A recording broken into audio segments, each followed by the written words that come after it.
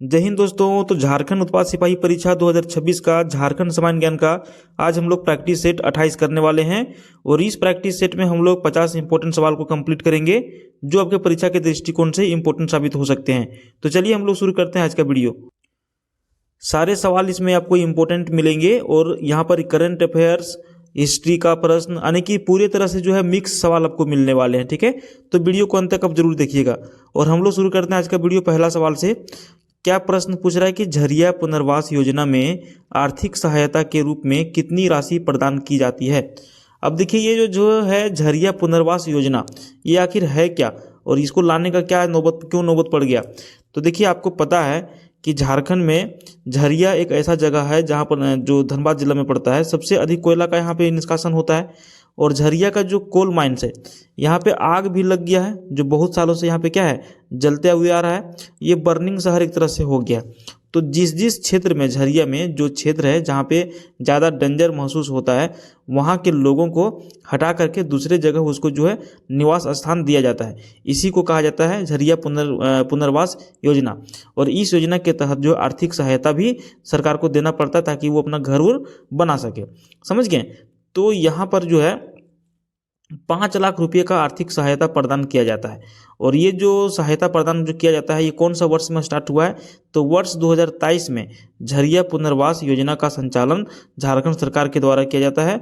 और 2023 में इसकी शुरुआत हुई है, जिसका उद्देश्य क्या है कि असुरक्षित क्षेत्र के नागरिकों को पक्का भवन प्रदान करना। यही आपका है झरिया पुनर्वास योजना। 2023 में स्टार्ट हुआ, 5 लाख रुपया इसमें मिलता है। उम्मीद है पहला सवाल आपको बहुत ही आसानी से समझ में आ गया होगा। अब बढ़ते हैं हम लोग दूसरे सवाल की ओर। चलिए प्रश्न संख्या 2 देखते हैं। देखिए इसमें क्या पूछ रहा है, इसमें आपको पूछ रहा है कि झारखंड में संविदा महिला कर्मी को कितने दिनों के मातृत्व अवकाश की स्वीकृति प्रदान की जाती है। अब देखिए झारखंड गवर्नमेंट के अंतर्गत में जितने भी महिलाएं काम करती है, यहाँ पे संविदा लिखा हुआ, लेकिन संविदा सिर्फ संविदा ही नहीं, जितने भी महिलाएं जो है गवर्नमेंट सेक्टर में काम करती है, चाहे वो एग्रीमेंट हो या फिर परमानेंट हो, सभी महिलाओं को जो है मातृत्व अवकाश देने की स्वीकृति प्रदान किया गया है। जिसमें कम से कम कितने दिनों की अवकाश दिए जाएंगे, 180 दिनों की दिए जाएंगे। ठीक है, कितने दिनों की, 180 दिनों का मातृत्व अवकाश प्रदान किया जाएगा।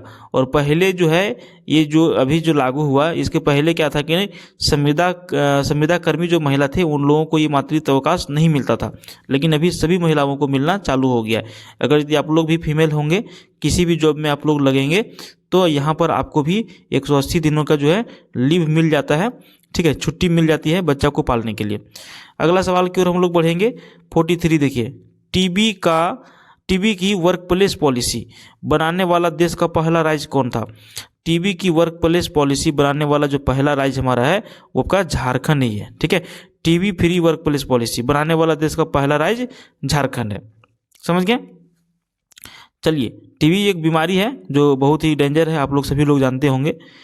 अगला सवाल की ओर हम लोग बढ़ते हैं। 44, झारखंड की पहली नाव एम्बुलेंस सेवा की शुरुआत निम्नलिखित में से किस जिले से हुई है।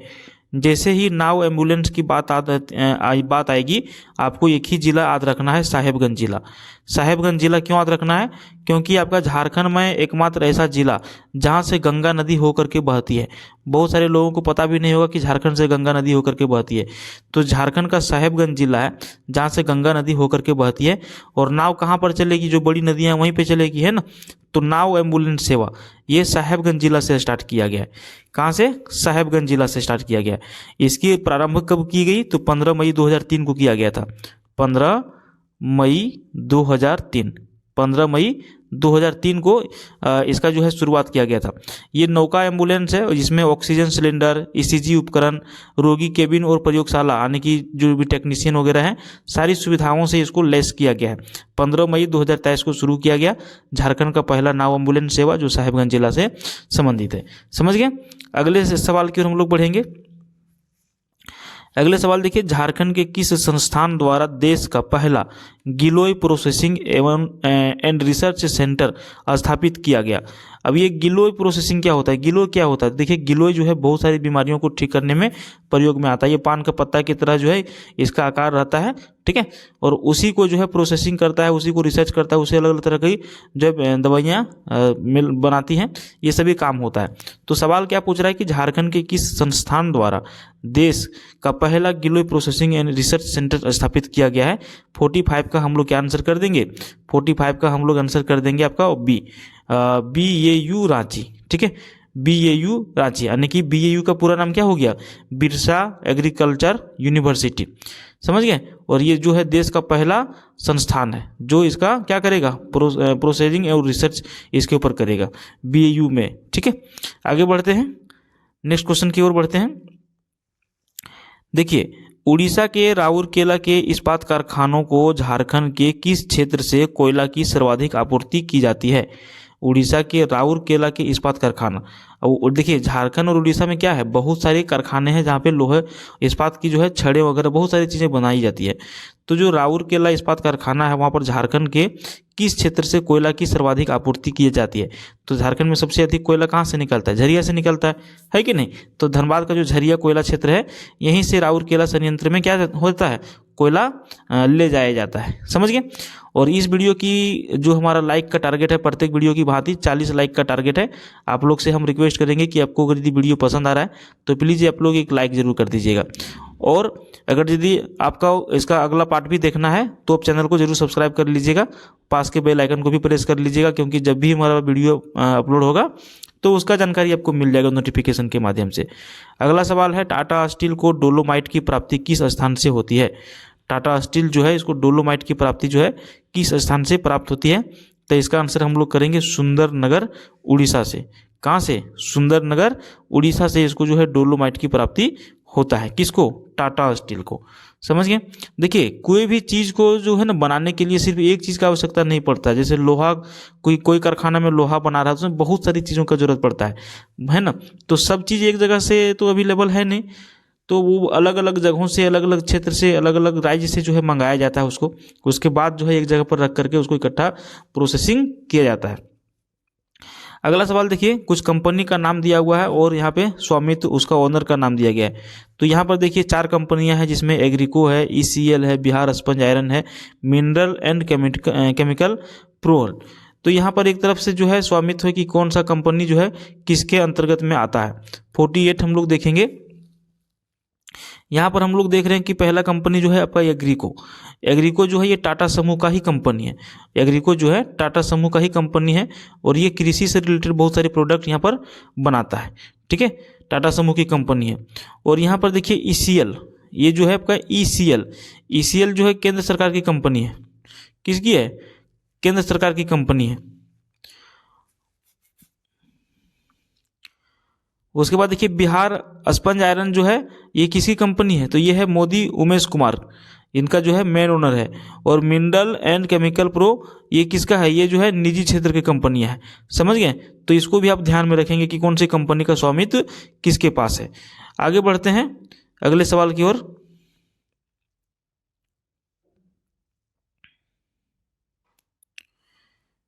यहाँ पर जो है ये जो लिखे हुए ना ये सारे गलत हैं, ठीक है। बाकी यही जो आपका सुमेलित है, ये 2 आपका सुमेलित है, इसको आप ध्यान में रखिएगा। चलिए अगले सवाल की ओर हम लोग बढ़ते हैं 49 की ओर। हालांकि देखिए मिलाने वाला सवाल जो है ना आपको परीक्षा में बहुत कम पूछे जाएंगे, नहीं के बराबर, ये सिर्फ पढ़ने और स्टडी करने के लिए ही सही है, ठीक है। अगला सवाल देखिए, निम्नलिखित में से बिरसा आंदोलन के समय रांची के युवायुक्त कौन थे।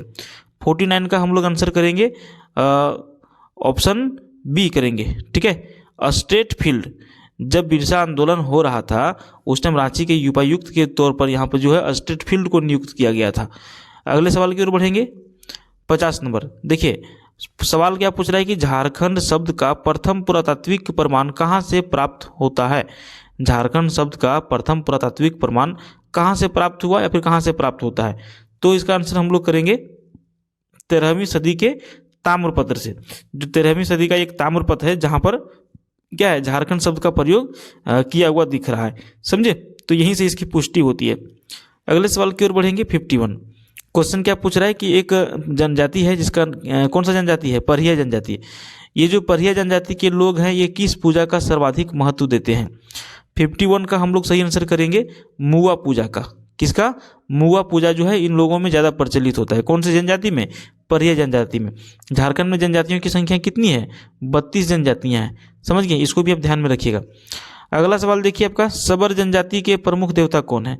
जो सबर जनजाति के जो लोग हैं ये अपने प्रमुख देवता किनको मानते हैं?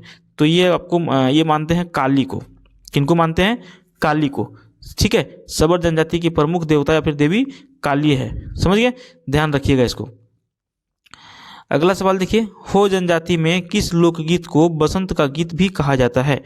किस जनजाति की बात हो रही है? हो जनजाति। देखिए 32 जनजाति की जो टोटल झारखंड में है 32 जनजातियाँ, इसमें से ना आपको प्रत्येक परीक्षा में 3 से 4 सवाल तो जरूर पूछे जाते हैं। इसलिए जनजातियाँ जितने भी है सभी को आप रट लीजिएगा, ज़्यादा क्वेश्चन नहीं होगा, लगभग 500 क्वेश्चन के आसपास सारा निपट जाएगा आपका। समझे? तो सभी को आप लोग जरूर से जरूर रट लीजिएगा। हो जनजाति में किस लोकगीत को बसंत का गीत कहा जाता है? 53 का हम लोग आंसर करेंगे बी, बा। हो जनजाति में बा गीत को बसंत का गीत भी कहा जाता है।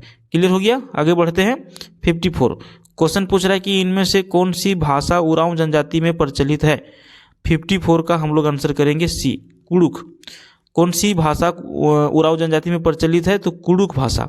उरांव जनजाति कौन सी भाषा संबंधित है? कुड़ुक भाषा से। आपको पूछा जाएगा कि उरांव जनजाति कौन सा भाषा बोलता है? तो कुड़ुक भाषा बोलता है। ठीक है, अगले सवाल की ओर बढ़ेंगे।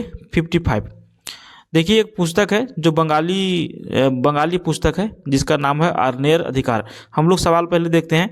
महाश्वेता देवी की ऐतिहासिक कथा आर्नेर अधिकार किस पर आधारित है? तो इसका आंसर हम लोग क्या करेंगे? ऑप्शन ये करेंगे, मुंडा विद्रोह के ऊपर। आर्नेर अधिकार जो है एक उपन्यास है जो महाश्वेता देवी के द्वारा लिखा गया है, जो इसका रचना बांग्ला भाषा में किया गया है, और यह पुस्तक जो है मुंडा विद्रोह के ऊपर आधारित है। तो हम लोग क्या आंसर कर देंगे? ऑप्शन ये हम लोग सही कर देंगे। ठीक है, अगला सवाल देखिए 56 क्वेश्चन क्या पूछ रहा है कि जगन्नाथ का किला राज्य के किस जिले में अवस्थित है? जगन्नाथ का किला राज्य के किस जिले में स्थित है? तो यहाँ पर हम लोग सही आंसर कर देंगे 56 का ऑप्शन सी। जगन्नाथ का जो किला है ये पश्चिमी सिंहभूम जिला में स्थित है। कहाँ पर है? पश्चिमी सिंहभूम जिला में स्थित है। अगला सवाल देखिए 57 झारखंड के निम्न में से किस क्षेत्र में यूरेनियम नामक खनिज पाया जाता है? देखिए झारखंड जो है पूरे भारत को लगभग अकेले 40% क्या है, ये जो है खनिज प्रदान करता है। तो यहाँ पे बहुत सारे खनिज पाए जाते हैं, जिसमें से एक यूरेनियम जो है बहुत ही ज़्यादा प्रमुख खनिज है। और ये जो यूरेनियम है ये झारखंड के किस क्षेत्र से मिलता है? तो 57 का हम लोग आंसर करेंगे जादूगोड़ा यूरेनियम का खान। ठीक है, क्या करेंगे? 57 का ऑप्शन ये, यूरेनियम कॉरपोरेशन ऑफ इंडिया, जो 1967 ईस्वी में स्थापित हुआ था।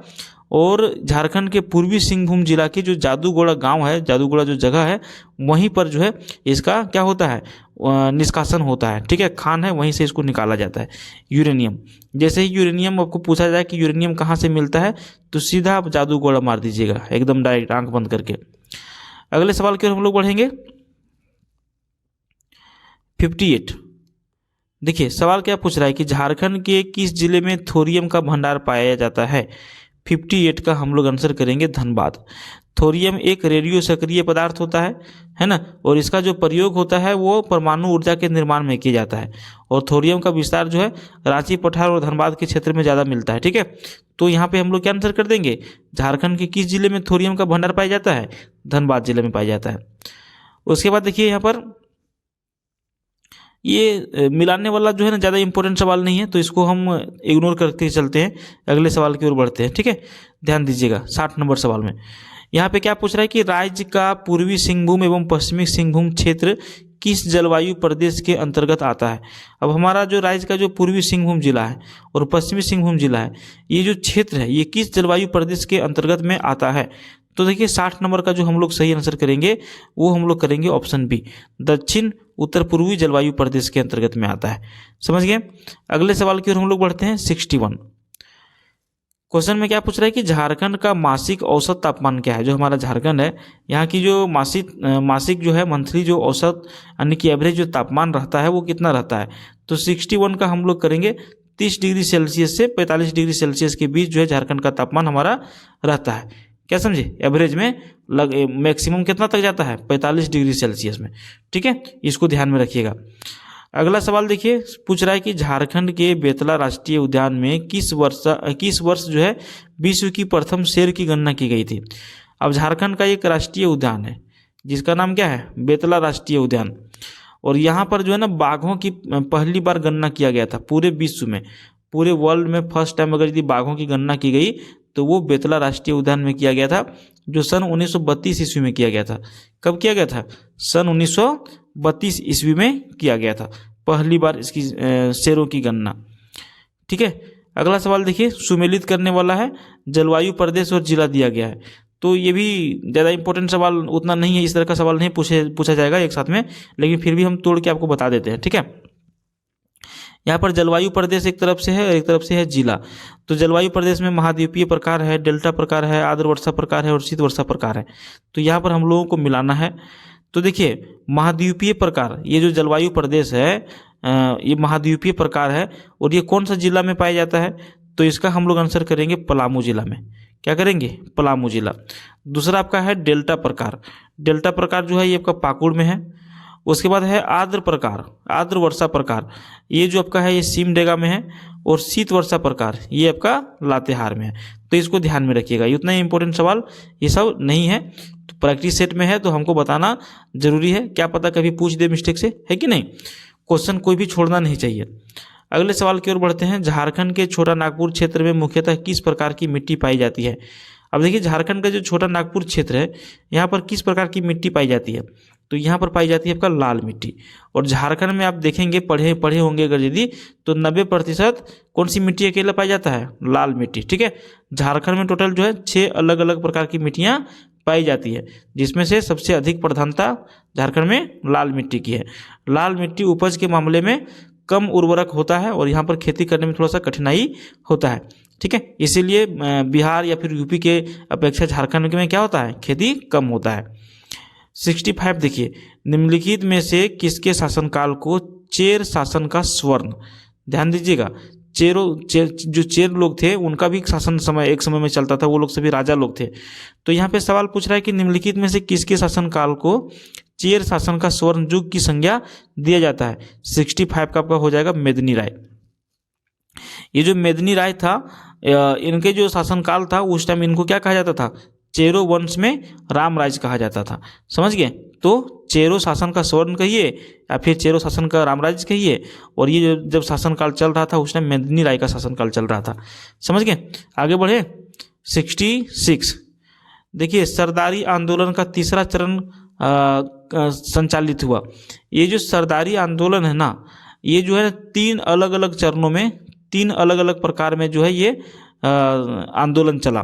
तो हम लोगों को पूछ रहा है कि जो तीसरा चरण जो हुआ, जो तीसरा बार जो इसका आंदोलन जो उग्र हुआ, भड़का, वो कब हुआ था। तो 66 का हम लोग आंसर करेंगे। क्या करेंगे, 1890 से लेकर के 1895 तक।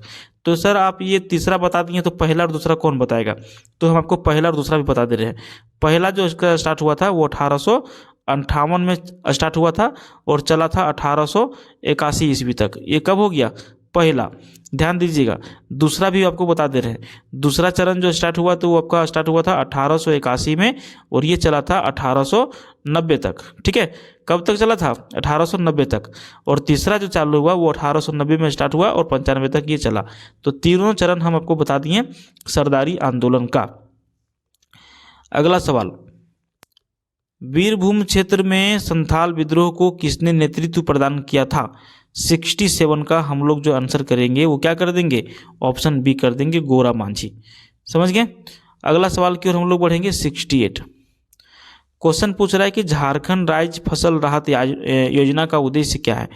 झारखंड राज्य में एक योजना चलाया गया है जिसका नाम है झारखंड राज्य फसल राहत योजना। अब देखिए, बहुत सारे जो किसान लोग हैं, उन जो खेती जो लोग करते हैं खराब हो जाता है, उसमें भी दिक्कत होता है। तो इसको क्षतिपूर्ति करने के लिए जो है एक योजना चलाया गया है जिसका नाम है झारखंड राज्य फसल राहत योजना। 68 का आंसर हम लोग करेंगे, राज्य के किसानों को वित्तीय सहायता प्रदान करना। झारखंड राज्य फसल राहत योजना के उद्देश्य जो है, मौसम के कारण जो फसल खराब होते हैं, उत्पादन में ह्रास जो हो जाता है, उस स्थिति में फसलों की क्षति होने वाले राज्य सरकार के द्वारा जो है वित्तीय सहायता प्रदान करना इसका मूल उद्देश्य है। समझ गए। अगला सवाल 69 क्वेश्चन पूछ रहा है कि स्वर्ण रेखा बहुउद्देशीय परियोजना के अंतर्गत कौन से बांध से सिंचाई की जाएगी। अब यहाँ पर देखिए कुछ बांध का नाम दिया गया है, चांडिल डैम है, गोलूडी बैराज है और खरकई बैराज है। ये सभी जो बांध है ना, ये सभी आपका स्वर्ण रेखा नदी के ऊपर बनाया गया है और इसका जो उद्देश्य है सिंचाई करने का, ये सभी बांधों से सिंचाई करने का उद्देश्य रखा गया है। समझे। अगले सवाल की ओर हम लोग बढ़ेंगे।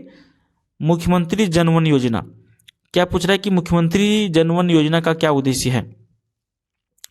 तो इसका आंसर हो जाएगा उपरोक्त सभी। भूजल का संरक्षण करना, जैसे मान के चलिए जंगल जमीन नहीं रहेगा तो क्या होगा, बरसात नहीं होगा तो भूजल का क्या होगा, वो धीरे धीरे बहुत नीचे चला जाएगा, तो उसका संरक्षण हो गया। और उसके बाद है वनोपज उत्पाद को बढ़ावा देना। अब देखिए जंगल पेड़ पौधा आप लगाएंगे तो उससे क्या होगा, वन से उपज भी होता है। जैसे आप आम का बागान लगा दिए तो आम आपका काम में आ गया। और भी बहुत तरह के जो पेड़ पौधा लगाते हैं उससे क्या होता है, उसका उपज होता है, उसको बेच करके पैसा कमाया जाता है। फिर वृक्षारोपण, इससे क्या हो जाएगा, मुख्यमंत्री जनवन योजना में वृक्षारोपण भी हो जाएगा। समझे ना। तो ये तीनों चीज यहाँ पे सही हो जाएगा आपका। अगला सवाल देखिए, कौन सा सही युग्म है। अब यहाँ पर खेल है और खिलाड़ी है, और यहाँ पे कौन सा युग्म सही है, एक ही युग्म सही है इसमें से, है कि नहीं। तो हम लोग देखते हैं बास्केटबॉल एक तरफ है और एक तरफ है वसीम अहमद खां। तो यही आपका क्या है, युग्म है जो सही है। बास्केटबॉल खेल है और खिलाड़ी का नाम है वसीम अहमद खां। समझ गए। उसके बाद देखिए यहाँ पे लॉन बॉल दिया गया है और यहाँ पे नाम दिया गया है बेन। समझ गए। तो खिलाड़ी यहाँ पे गलत हो जाएगा। तो यहाँ पर आपको एक ही चीज़ ध्यान देना है, छोड़िए सब, यहाँ पे इतना पूरा छोड़ दीजिए। आपको बास्केटबॉल दिया गया है और वसीम अहमद खां, इसी को मिलाना है आपको। अगले सवाल की ओर हम लोग बढ़ते हैं। हाँ, ये सवाल आपका ज़्यादा इंपॉर्टेंट है, इसको ध्यान में रखिएगा। कोई भी योजना जो झारखंड में आता है ना, उसका तिथि जरूर याद रखिएगा। तो ये बहुत ज़्यादा इंपॉर्टेंट सवाल आपका है। देखिए, निम्नलिखित में से गलत युग्म का चयन करिए। अब 4 कथन यहाँ पे दिया गया है, इसमें से एक गलत है। हम यहाँ पर शुरू करते हैं, गुरुजी स्टूडेंट क्रेडिट कार्ड योजना। यहाँ पे ए नंबर में क्या है, गुरुजी स्टूडेंट क्रेडिट कार्ड योजना। यहाँ पे तिथि दिया गया है 2020 और 21, जबकि ये इसका ये डेट गलत है। ये जो स्टार्ट हुआ था ये 2022 और 23 के सेशन काल में स्टार्ट हुआ था। समझे। तो गुरुजी स्टूडेंट क्रेडिट कार्ड योजना ये आपका 20-21 में ना होकर के 22-23 में हो जाएगा। आकांक्षी योजना यहाँ पर हो जाएगा, सही है। आदर्श ग्राम योजना सही है। साक्षर झारखंड अभियान योजना सही है। तो जो गलत है वो क्रेडिट वाला। नेक्स्ट क्वेश्चन, एक तरफ देखिए जिला का नाम दिया गया है और पर्यटन स्थल दिया गया है, तो हम लोगों को मिलाना है क्या सही और क्या गलत। समझे। तो चलिए हम लोग मिलाने का प्रयास करते हैं। देखिए इसको मिटा लेते हैं। गढ़वा जिला, ये जो गढ़वा जिला है, ये गढ़वा जिला में जो है कौन सा मंदिर है, हम लोगों को मिलाना है। पाकुड़ जिला में कौन सा मंदिर है, उसके बाद पूर्वी सिंहभूम जिला में कौन सा मंदिर है, पश्चिमी सिंहभूम जिला में कौन सा मंदिर है, ये हम लोगों को सभी लोगों को मिलाना है। तो यहाँ पे ध्यान दीजिएगा। देखिए जो गढ़वा जिला है, ठीक है, ये जो गढ़वा जिला है यहाँ पे बंशीधर मंदिर है। क्या है, बंशीधर मंदिर। रुकिए एक बार इसका ऑप्शन हम देख लेते हैं, ठीक है। सब यहाँ पे डिस्प्ले पे नहीं दिख रहा ना, इसलिए सब क्वेश्चन पढ़ाने में थोड़ा सा दिक्कत होता है। देखिए ये जो गढ़वा जिला आपका हो गया, यहाँ पर है जो गढ़वा जिला है आपका, यहाँ पर है बंशीधर मंदिर। क्या है, बंशीधर मंदिर। उसके बाद देखिए पाकुड़ जिला है, पाकुड़ जिला में है बिरखता का किला। क्या है, बिरखता का किला। उसके बाद देखिए पूर्वी सिंहभूम है, पूर्वी सिंहभूम में का है रंकीनी मंदिर। और पश्चिमी सिंहभूम में का है राम तीर्थ। समझे। तो इसी तरह से आपको मैच कराना है। और यहाँ पर जो है बहुत सारे सवाल आपको पूछे जाएंगे इस तरह के, जैसे कोई मंदिर का नाम दे दिया जाएगा और कौन सा जिला में स्थित है, इस तरह के सवाल आपसे पूछे जाएंगे, तो ध्यान में रखिएगा। नेक्स्ट क्वेश्चन देखिए, झारखंड राज्य के किस जिले में इल्मेनाइट पाया जाता है। ये भी एक तरह से समझिए कि खनिज है इल्मेनाइट, और ये झारखंड राज्य के कौन सा जिला में पाया जाता है। इसका सही आंसर हो जाएगा आपका इल्मेनाइट रांची जिला में पाया जाता है। कहाँ पर पाया जाता है, रांची जिला में पाया जाता है। नेक्स्ट क्वेश्चन 75 क्वेश्चन पूछ रहा है कि झारखंड राज्य में इनमें से किस जिले में बेरिलियम पाया जाता है। बेरिलियम, ये जो आपका है बेरिलियम का प्रयोग जनरली यान वगैरह बनाने में होता है। ये ठोस और हल्का होता है, ठीक है। सॉरी हम बेरिलियम पढ़ रहे हैं ना, ये बोरिलियम है। झारखंड राज्य में इनमें से किस जिले में बोरिलियम पाया जाता है। 75 नंबर का हम लोग आंसर करेंगे। ये और भी दोनों कोडरमा में भी पाया जाता है और गिरिडीह में भी पाया जाता है। अच्छा, ये कोडरमा और गिरिडीह दोनों जगह पे आपका अभ्रक भी पाया जाता है, ठीक है। क्या पाया जाता है, अबरक भी पाया जाता है, सबसे अधिक कोडरमा में अबरक, और उसके बाद गिरिडीह में। तो इसको भी आप ध्यान में रखिएगा, बोरिलियम भी पाया जाता है कोडरमा गिरिडीह में, अबरक भी पाया जाता है कोडरमा और गिरिडीह में। अगला सवाल देखिए, छोटा नागपुर पठार की औसत ऊंचाई कितनी है। जो छोटा नागपुर पठार है इसकी जो औसत ऊंचाई है वो कितनी है, तो इसका आंसर हो जाएगा 760 मीटर, यानी कि ऑप्शन ये बिल्कुल सही उत्तर हो जाएगा। अगला सवाल देखिए, पूछ रहा है कि झारखंड में अनुसूचित जाति का सर्वाधिक प्रतिशत किस जिले में है। झारखंड में अनुसूचित जाति का सर्वाधिक प्रतिशत, यानी कि सबसे अधिक व्यक्ति कौन सा जिला में रहते हैं अनुसूचित जाति के। 77 का हम लोग आंसर करेंगे पलामू। ठीक है, पलामू जिला, यानी कि ऑप्शन सी बिल्कुल सही कर देंगे। अगर यदि आपको पूछा जाए कि यहाँ पे कितने प्रतिशत रहते हैं तो आप क्या मारेंगे, 27.65। झारखंड में जितने भी अनुसूचित जाति के लोग हैं उसमें से अकेले पलामू में 27.65% निवास करते हैं। 78, निम्नलिखित में से सिल्क पार्क की स्थापना कहाँ निर्माणाधीन है। तो हम लोग इसका आंसर करेंगे खरसावां में। झारखंड में जो खरसावां जिला आपका है यहीं पर आपका सिल्क पार्क की स्थापना जो है किया जा रहा है, समझ गए। और खरसावां के बाद अगर यहाँ पे बन जाता है उसके बाद रांची में भी बनाया जाना है, इसको भी आप ध्यान में रखेंगे। क्या चीज़ का, सिल्क पार्क का। क्लियर हो गया, आगे बढ़े।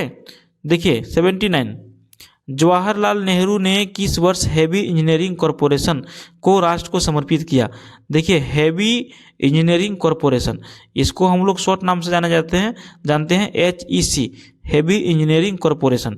इसकी जो देश को सौंपा गया जो जवाहरलाल नेहरू की तरफ से 79 का हम लोग करेंगे 1963 ईस्वी में। जवाहरलाल नेहरू ने 1963 ईस्वी में जो है रांची ये आए थे, 1963 में यहाँ की यात्रा किए थे, और उसी समय जो है हैवी इंजीनियरिंग कॉरपोरेशन राष्ट्र को इन्होंने समर्पित किया था। ठीक है, रांची में स्थित है आपका HEC का कारखाना। और 80 नंबर के सवाल की ओर बढ़ते हैं। पंचानन किस नदी का उपनाम है। पंचानन जो है किस नदी का उपनाम है। 80 नंबर का हम लोग करेंगे ऑप्शन ये, चानन नदी का। चानन नदी का ही दूसरा नाम पंचानन है। पंचानन किस नदी का उपनाम है, तो चानन का। अगला सवाल है, निम्नलिखित में से किस मिट्टी में कंकड़ की अधिकता होती है। कंकड़ की जो अधिकता होती है वो आपका मिट्टी है लेटेराइट मिट्टी। कौन सा मिट्टी है, लेटेराइट मिट्टी है, समझ गए। आगे बढ़े, चलिए ये बहुत ही शॉर्ट क्वेश्चन था इसलिए इसमें ज़्यादा डीपली नहीं घुसे, क्योंकि मिट्टी से रिलेटेड हम आपको हर वीडियो में जरूर 1-2 क्वेश्चन बता देते हैं। अगला सवाल है, निम्नलिखित में से किस जैविक उद्यान में सांभर और चीतल का प्रजनन और संरक्षण किया जाता है। तो 82 का हम लोग आंसर करेंगे बिरसा मृग पार्क में, जहाँ पर सांभर और चीतल है, इसका प्रजनन और इसका संरक्षण दोनों किया जाता है बिरसा मृग पार्क में। और अगला सवाल आपका है, झारखंड में समर योजना कब शुरुआत किया गया था। झारखंड में समर योजना का शुरुआत कब किया गया था, तो इसकी सही आंसर हो जाएगा आपका 2021 ईस्वी में। अब आप पूछेंगे कि समर योजना क्या है, इसका शुरुआत तो बता दिए सर, लेकिन इसकी ये जो योजना है इसका क्या उद्देश्य है। तो झारखंड में समर योजना की शुरुआत का जो मुख्य उद्देश्य है इसका जो है एनीमिक महिलाओं मतलब क्या हो गया, जो लोगों को एनीमिया का प्रॉब्लम होता है उन सभी महिलाओं को तथा कुपोषित बच्चों को पहचान करके उन्हें विभिन्न संबंधित कार्यक्रमों से जोड़ना होता है और को क्या होता है, इलाज कराना सुनिश्चित कराना होता है। समर योजना का यही मुख्य उद्देश्य होता है। अगला सवाल देखिए, झारखंड में सबसे अधिक प्रखंड किस जिले में है। तो 84 का हम लोग आंसर कर देंगे बी, पलामू जिला। पलामू जिला जो है यहाँ पर सबसे अधिक प्रखंड पाए जाते हैं। कितने प्रखंड है, 21 प्रखंड है। क्लियर हो गया। अगले सवाल की ओर बढ़ेंगे, झारखंड जैव विविधता बोर्ड की स्थापना कब की गई थी। 85 का हम लोग आंसर कर देंगे ऑप्शन बी, 2007 ईस्वी में झारखंड जैव विविधता बोर्ड का स्थापना किया गया था। अगला सवाल है देखिए, तसर कोऑपरेटिव सोसाइटी की स्थापना कहाँ पर की गई।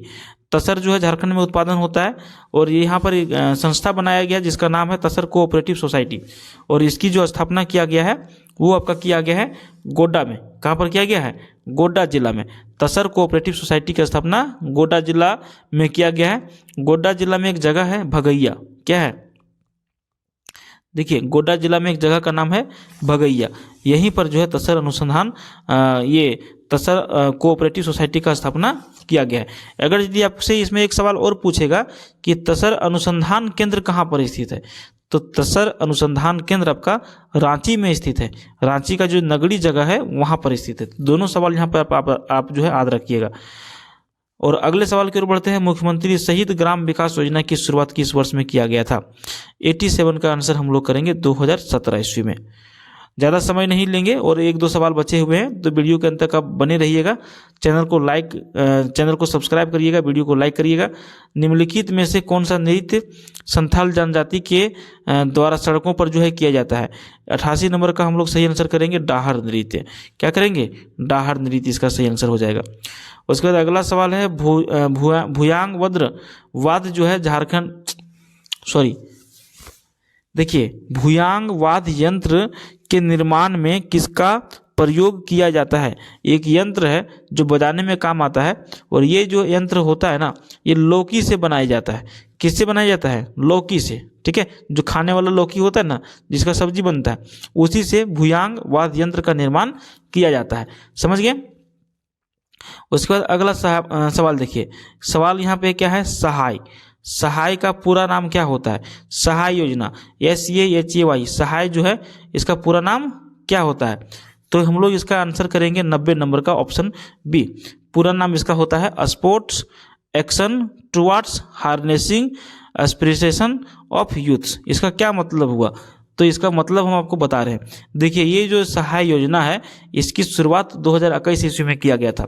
2021 ईस्वी में समय था 15 दिसंबर 2021 को झारखंड के तत्कालीन मुख्यमंत्री जो हेमंत सोरेन हैं, तो इन्होंने ही जो है नक्सल प्रभावित जो जिले हैं वहाँ पर खेल और खेल प्रतिभा को बढ़ावा देने के लिए उसके उद्देश्य से जो है कोल्हान से सहाय का जो है इन्होंने क्या किया था? योजना का शुभारंभ किया था। और इसका पूरा नाम क्या है? Sports action towards harnessing aspiration of youths. समझ गए? तो यहाँ पर आपका हो जाता है 50 सवाल कंप्लीट। वीडियो पसंद आया तो जरूर लाइक करिएगा, चैनल को सब्सक्राइब करिएगा। चलिए धन्यवाद।